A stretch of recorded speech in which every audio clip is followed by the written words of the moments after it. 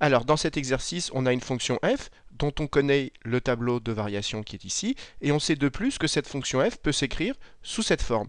Et on nous demande de trouver les valeurs de a, b et c. Alors c'est un exercice extrêmement classique, pas compliqué, et donc il faut que vous le maîtrisiez parfaitement.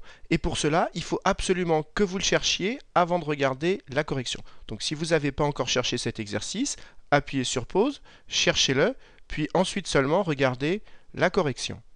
Alors pour trouver les valeurs de ABC, eh bien la première chose à remarquer, c'est que cette fonction f, ici il y a une double barre, en moins 3, ça veut dire que cette fonction f n'est pas définie en moins 3. Alors regardez, cette fonction, c'est un quotient, qu'est-ce qui peut faire qu'elle ne soit pas définie en moins 3? Eh bien tout simplement, la seule possibilité, c'est que le dénominateur s'annule en moins 3. Alors écrivons ce qu'on vient de dire au brouillon. Pour que cette fonction f ne soit pas définie en moins 3, ça veut dire que si on remplace x ici par moins 3 au dénominateur, ça doit faire 0. Donc ça veut dire quoi? Ça veut dire tout simplement que moins 3 plus c est égal à 0. Autrement dit, c est égal à 3, puisque moins 3 plus 3, ça fait 0. Donc voilà, on a déjà trouvé la valeur de c, et maintenant il n'y a plus qu'à écrire ce qu'on a dit là au brouillon sur sa copie. Et donc j'écris que f n'est pas défini en moins 3, c'est cette double barre. Donc ça veut dire que le dénominateur de la fonction x plus c vaut 0 quand on remplace x par moins 3. Donc ça veut dire que moins 3 plus c égale 0, et donc c égale 3. Voilà, on a déjà trouvé la valeur de c. Alors ensuite, on voit que dans le tableau de variation, en plus l'infini, la limite de f de x, c'est 2. Alors maintenant, comment on peut exploiter ce résultat? Eh bien, on prend l'expression de f de x, on va chercher sa limite en plus l'infini, et on va voir à quelles conditions sur ABC, la limite de cette fonction est égale à 2. Alors c'est justement l'occasion de rappeler la technique pour trouver une limite en plus ou moins l'infini. Il faut penser à mettre en facteur le terme prépondérant, c'est-à-dire celui qui pèse le plus lourd. Donc ici, au numérateur, il faut penser à mettre x en facteur. Pareil au dénominateur. Ensuite, on va simplifier et seulement après, on cherche la limite.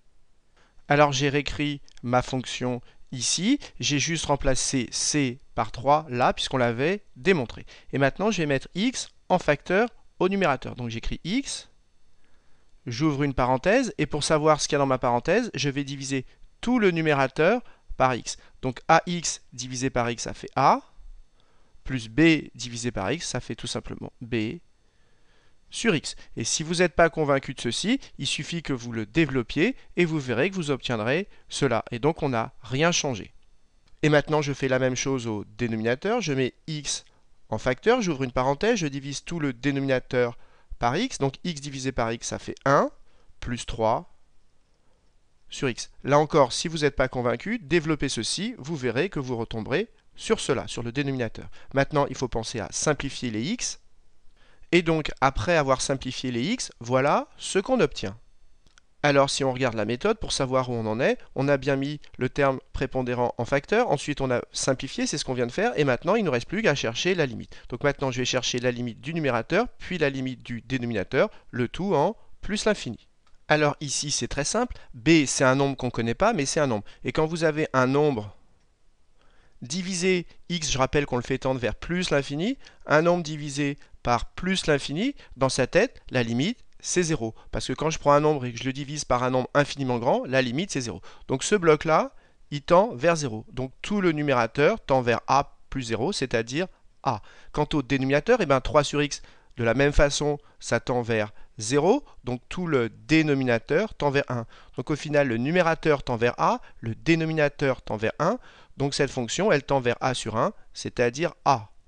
Et c'est ce que j'ai écrit sur ma copie, la limite de tout ceci, la limite de a plus b sur x quand x tend vers plus l'infini, b sur un nombre infiniment grand, ça tend vers 0, donc la limite du numérateur, c'est a. Pareil au dénominateur, la limite de 1 plus 3 sur x en plus l'infini, ceci, ça tend vers 0, parce que 3 divisé par un nombre infiniment grand, ça tend vers 0. Donc la limite de tout ceci, c'est 1. Et donc, comme entre ces deux blocs, entre le numérateur et le dénominateur, c'est un quotient, j'écris par quotient, on en déduit que la limite de tout ceci, c'est-à-dire la limite de f de x, eh bien c'est a sur 1, c'est-à-dire a. Et pourquoi c'est intéressant de connaître la limite de f de x en plus l'infini? C'est parce que nous, on sait que la limite de f de x en plus l'infini, c'est 2. Donc si la limite de f de x en plus l'infini, c'est a, ça veut dire tout simplement que a vaut 2. Et maintenant, il n'y a plus qu'à l'écrire sur sa copie. Et donc j'écris, or d'après le tableau de variation, la limite de f de x en plus l'infini, la limite de f de x en plus l'infini, c'est 2. Or on vient de voir que la limite de f de x en plus l'infini, c'est a, donc ça veut dire tout simplement que a égale 2. C'est ce que j'ai écrit ici. Donc maintenant on a trouvé la valeur de a, et il ne nous reste plus qu'à trouver la valeur de b. Mais il y a une dernière information du tableau de variation qu'on n'a pas utilisée, c'est qu'en 0, f vaut 1. C'est cette information-là. C'est-à-dire que f de 0 égale 1. C'est ce qu'il y a écrit ici dans le tableau de variation. Ça veut donc dire que si je remplace x par 0 là-dedans, eh bien tout ceci va être égal à 1. Alors écrivons-le au brouillon. Alors je remplace x par 0, donc ça me fait 0 fois a, mais a c'est 2, plus b, ça c'est le numérateur. Je remplace x par 0 au dénominateur, donc ça me fait 0 plus c, mais c on sait que ça vaut 3.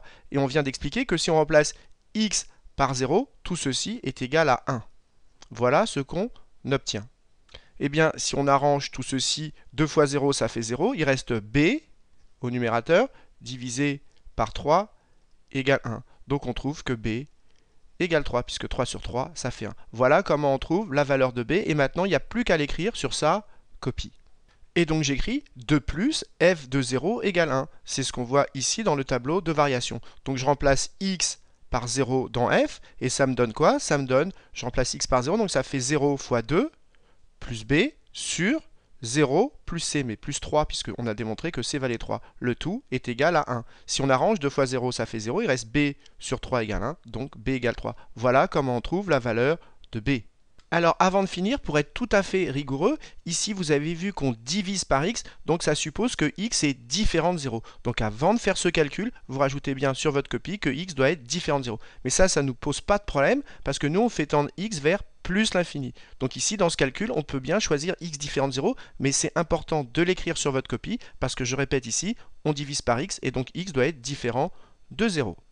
Et donc, si on remplace a, b et c par les valeurs qu'on a trouvées dans l'expression de f, eh bien on remplace a par 2, donc ça va faire 2x, plus b, c'est-à-dire plus 3, sur x, plus c, c'est-à-dire plus 3. Et donc ça veut dire que cette fonction, quelle est son expression? Eh bien c'est 2x plus 3 sur x plus 3.